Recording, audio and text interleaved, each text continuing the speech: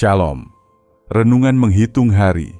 Episode hari ke-108. 18 April tahun 2025. Mereka mengambil mayat Yesus, mengafaninya dengan kain linen. Pembacaan Alkitab hari ini terambil dari Yohanes 19 ayat 40. Mereka mengambil mayat Yesus, mengafaninya dengan kain linen, dan membubuhinya dengan rempah-rempah menurut adat orang Yahudi bila menguburkan mayat. Di dalam Yohanes 19 ayat 38-42, kita mendapati kisah penguburan jenazah Tuhan Yesus. Dimulai dengan kisah tentang permintaan Yusuf dari Rama atau Arimatea kepada Pilatus. Ia pergi menghadap Pilatus dan meminta jenazah Yesus. Pilatus memerintahkan untuk menyerahkan dia kepadanya. Yusuf menurunkan mayat Yesus dari kayu salib. Nikodemus melanjutkan pembalsaman. Tindakan Yusuf dari Arimatea ini dilandasi oleh kehendak hati yang terbeban dan begitu peduli. Nama Yusuf dari Arimatea hanya satu kali ini disebut di dalam Perjanjian Baru oleh keempat kitab Injil. Meskipun demikian, peran yang dilakukannya sangat menonjol. Yusuf dan Nikodemus itu adalah dua orang murid Yesus secara inkognito atau sembunyi-sembunyi.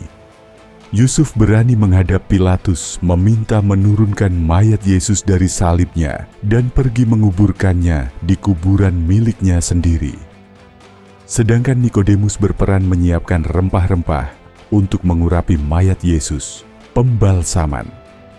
Nikodemus adalah seorang Farisi, seorang pemimpin agama Yahudi dan pengajar Israel.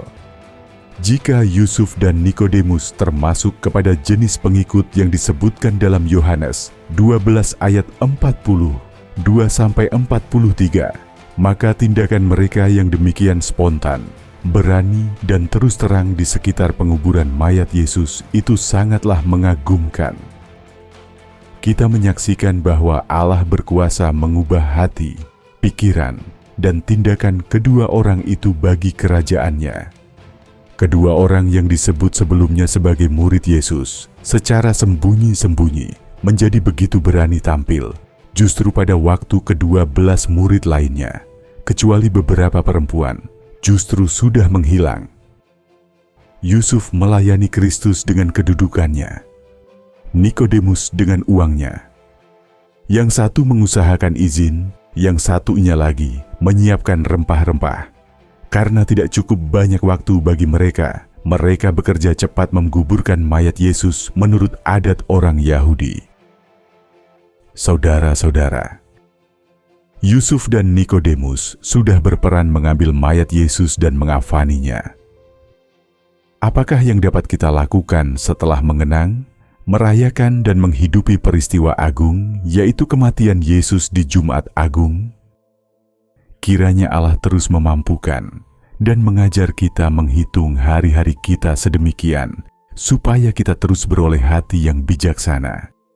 Kasih karunia dan damai sejahtera dari Tuhan Yesus Kristus menyertai kita semua.